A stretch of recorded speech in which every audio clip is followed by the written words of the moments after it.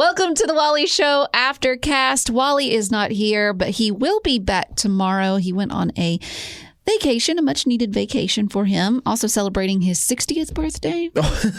No, I think might as well be, though. 54. He acts like he's 80, but he's 54. Well, he has had numerous new physical ailments that have felt like he's getting older. He's had a lot of pickleball injuries. Yeah, I don't know. Which just sounds like he's getting old. I appreciate that he wants to, stay young. Stay active. Things that stay active. Yeah, doing better than me. It's going to keep him around longer because he's doing all that stuff. But then, yes, we see him limping. We see him and hear him complaining about his calf. About anything and everything. And then, getting mad about everything, entering a room, not remembering what he was in there for, things like that. He's old.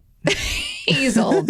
Anyways, he'll be back tomorrow, and then we'll be back to normal. So Gavin and I thought we would give you an aftercast. Also, I want to throw in there, I know I've thrown it in before, but I just want to remind you, you might be a huge fan of the Aftercast or the podcast, maybe both of them, who knows? And you want to kind of spread the word. The best way to do that, to tell your friends about the podcast and the Aftercast, is to tell them to text TWS for The Wally Show. So TWS to 91979. And when they do that, we'll send them a link that will take them straight to where they can upload or download. Is it download? Download the podcast and the Aftercast. So that's TWS to 91979. And we would appreciate it. Okay, so I'm going to start off with something that I know would light a fire under Wally. That is that Cracker Barrel, known for its Southern home cooking, is now putting together a vegan meat option. Which doesn't make sense for them. For the atmosphere. The atmosphere is... It's almost like a miracle that they don't have more animal heads on certain walls in that building. That is true. I have thought before when I was in a Cracker Barrel, I'm like, I don't ever want to be here if there is an earthquake, because they actually have machinery. They have a lot of weaponry on the wall. It's like, that could really impale someone. Seriously. But to me, like, this isn't something that I would probably order. I probably wouldn't order this vegan option when I'm at a Cracker Barrel and they have Southern home style fried chicken or meatloaf or bacon, eggs. Yeah, like everything that's so good. The goods. But I will say this, having a best friend that is vegan, Cracker Barrel is never an option, because they don't have anything vegan available. Even their green beans aren't vegan friendly. Oh, because they're probably cooked in like bacon fat and bacon, stuff. Yeah, exactly. Delicious. So with them introducing a vegan option, to me, that just opens up another option for me and my friend to actually go to Cracker Barrel, and then I can enjoy the biscuits and the bacon and the eggs and the pancakes. What was the vegan option going to be again? It's an Impossible Meat It's another option. one of those? Yeah. So, we've seen Burger King do this with an Impossible Whopper, I believe. And I've tried a couple of Impossible Meats, and I've been surprised. I think that there are half a dozen out there that are quite edible, per se. The rest, I think, are just sort of like you've said, imposters. I think McDonald's tried to do the McPlant, and I don't think that ever took off, because I've still never seen that fully on the menu. You got to read the room. You got, and in this situation, you need to read the drive-through line. And the people that are in the McDonald's drive-through line are not there for a vegan option. No, they're there to cheapest. Make bad decisions. Exactly. Not good decisions. And the thing with Impossible Meat is that it's not actually calorie different than most actual normal things. Oh. It's just the fact that you're not eating meat. Most of them are still higher in calories, or in the same amount of calories as a regular burger or whatever you're eating. It's just the fact that you can eat it because you chose the vegan lifestyle, which again is not a bad thing. It's not wrong, but it's like, you are limiting yourself from Cracker Barrel, but not anymore, I guess. No, not anymore. But this is what's interesting. So they posted about this. They announced it on their social media, and a lot of people are blasting them for it, saying that they're upset, of course, perhaps triggered. That's fine. But they're saying that Cracker Barrel has gone woke. See, I think, because I was thinking about this, I think that you're not woke if you've just added something to your menu per se. Yeah, you're not replacing everything. If you replace stuff, if you literally took half your menu and you're like, we're no longer making normal bacon, normal this, normal that. We're going to replace it with this because we want everybody to be able to eat it. And you non-vegans, you can still eat it. It's still good. Mm-hmm. It's not.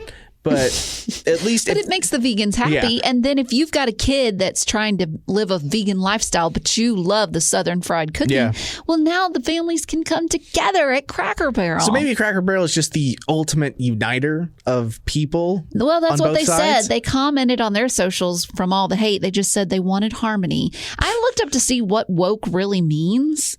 Do you know what it means? I would assume it's tough because when I hear woke, and I think when a lot of conservative people hear woke, we think, liberals trying to take our rights away.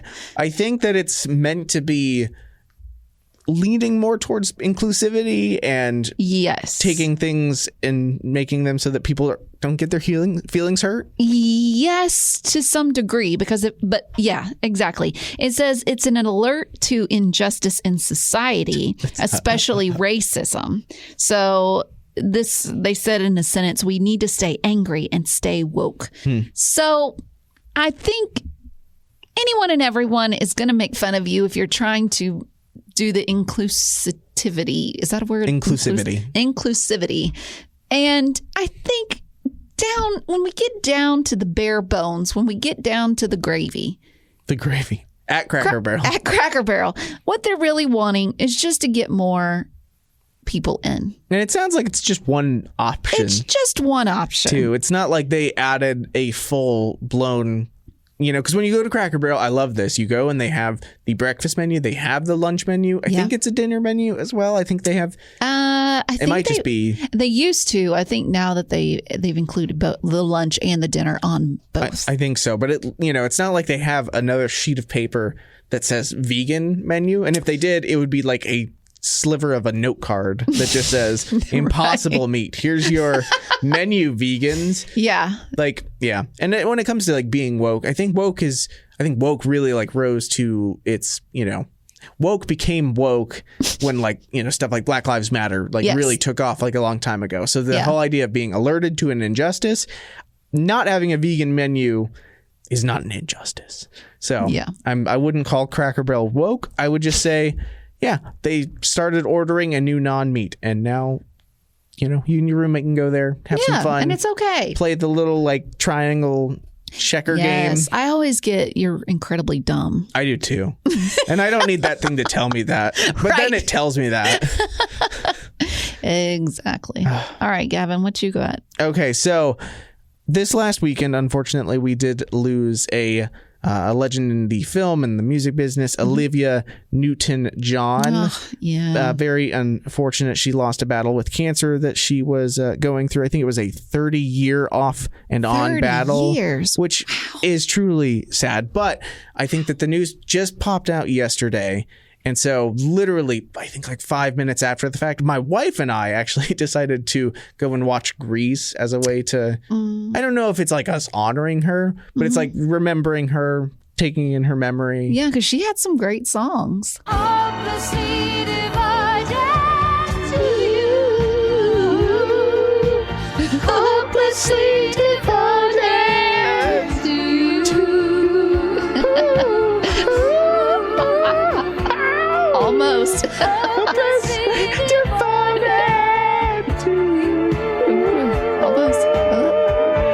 Nailed it. Oh, gosh. Okay. And then I did love the ending one. You're the one who was like, let's put this one up here. Oh, so good. Yes. You're the one that I want. You are the one I want. Honey, the one that I want. You are the one I want. Honey, the one that I want. You are the one I want. I want to be right, I did. Yes, indeed. Well, that's good. That's really good. I do think that the music. Okay, so I personally don't love the movie Grease. I think that when it's I watch it, definitely not age appropriate. No, it's not age appropriate. I also watch what looks like a 40-year-old John Travolta in high school. I need to look and see how old was John Travolta. John Travolta. and he was 23. Yeah, I'm reading that. Yeah, Olivia Newton John was 29. Oh, she was older. Usually when you have those types of movies, usually the guy is like weirdly way older than the girl. So for her to actually, because he's 68 right now, she passed away at the age of 73 yesterday. Wow. So she was 29 when they made that, playing a 17-year-old. But you say he's 23? Yeah. It's not like that old. No, not too far out. Age you back to 18 years old. Now, what about this one? Rizzo? Oh, yeah.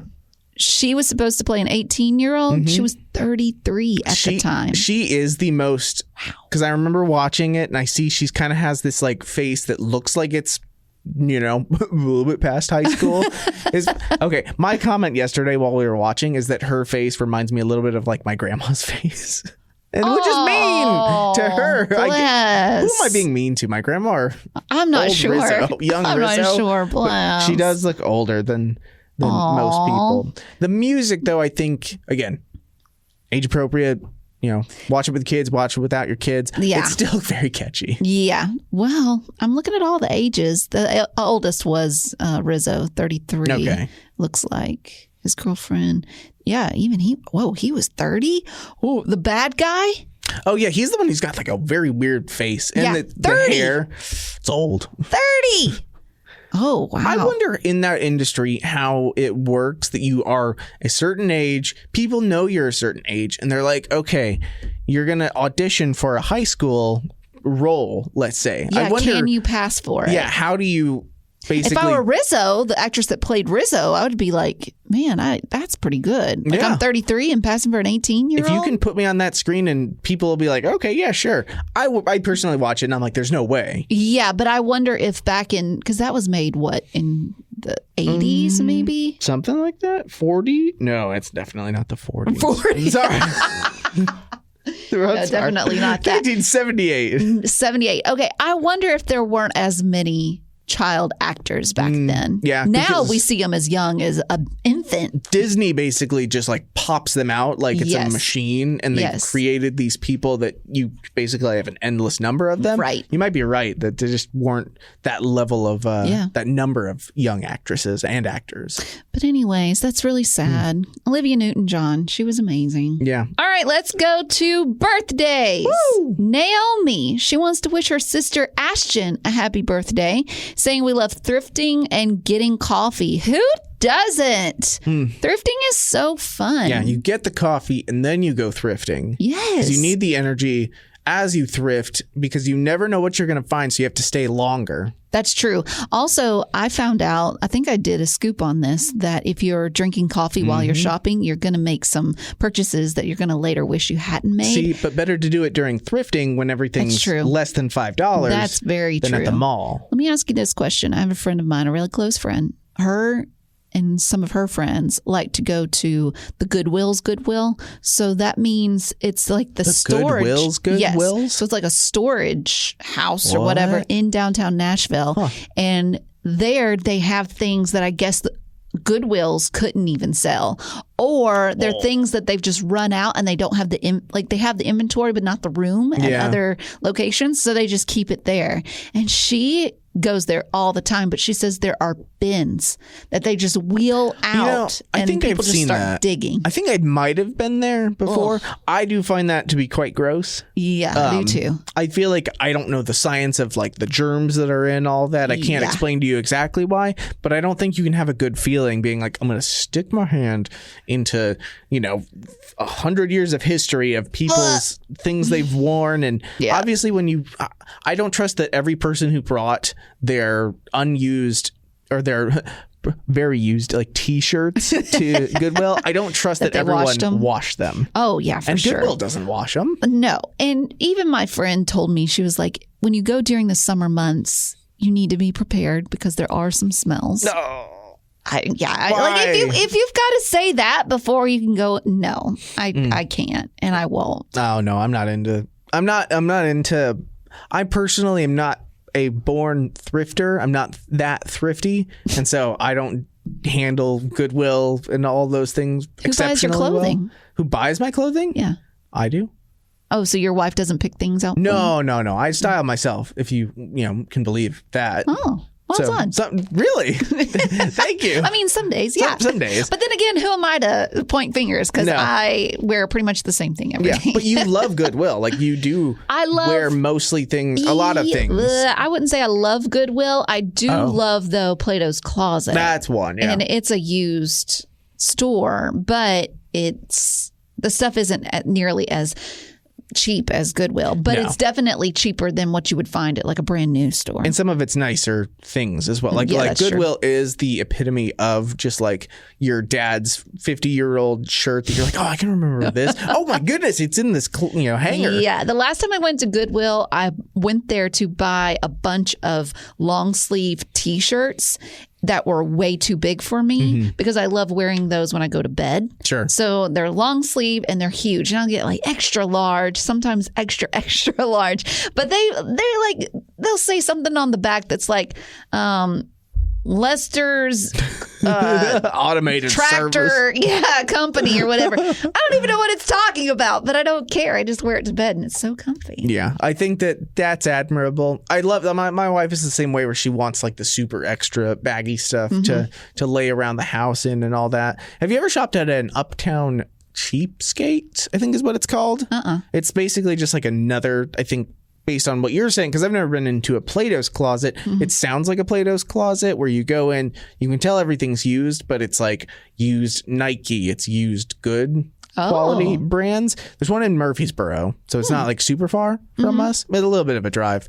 But it's got good stuff. I bought a few pants from there one time. Interesting. What's it called again? Uptown Cheapskate. My wife like swears by it. It's her favorite thing. And you can go and like sell your stuff there as well. But again, you're not going to get good money. No. You're going to get like $10 for 100 pieces of clothing. Oh, yeah. They do not give you what you deserve. Very confusing. Very confusing how that model works, but we all just accept it. Exactly. Well, Gavin, tell me a little bit about what's going on in your life with your dog. I heard a little bit. So Mr. Jasper, we've been having some confusing issues with him starting on Sunday, and then I was called about it this morning. He's been going to the bathroom in the house, and by bathroom I mean number 2 in the house, which is, like you kind of just pick it up, like it doesn't really leave a whole lot. You pick it up, you wipe the floor, and it's like, so it's on hardwood. Yes, it's on hardwood, and it's but it smells up the house. It does smell up the house, but usually we catch it like on Sunday. It's weird. So our Sunday schedule, Haley goes into church because she works. She goes quite early, and then she gets up at 5:50 or so, and then shuts the door. Dogs are out so that I can just sleep till like 7 or 8. Because if I don't, they're just going to come in and wake me up. Yeah. But so we did that. And then I will get up, open the bedroom door, and they greet me all excited and happy. And I'm like, oh, this is awesome. And so we do that. And then I'll go and I'll try and find their toys and I'll play with them. But I opened our guest door, I guess, at one point to find his toy. And then I went and sat down on the couch. We played. And then a few minutes later, I just kind of like threw a toy into the guest room.